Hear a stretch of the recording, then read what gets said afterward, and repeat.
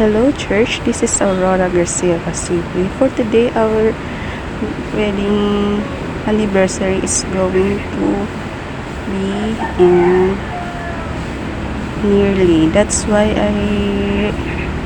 I myself tell what's our love story and from single mother to single father. Our love for us is not super beneficial, but we have shared our testimony as a newlywed.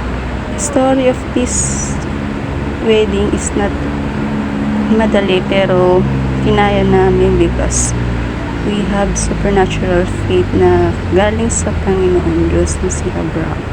As like what Pastor Jan said, lahat kinakaya, marunong ka dapat mag-condemn ng mga anxiety mo, yung mga natural na disaster from your past, is hindi mo na siya dapat inaalalahanan because our God says to us, anxiety can bring us down and Satan can be deceived as ourself. Kaya that's why I recommend you to stop thinking from your past and look for your present.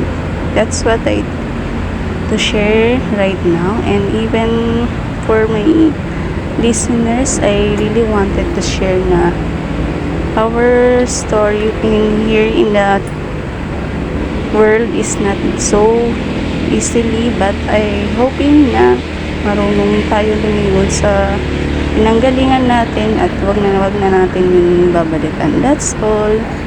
Maraming salamat sa pakikinig. God bless you all. Bye!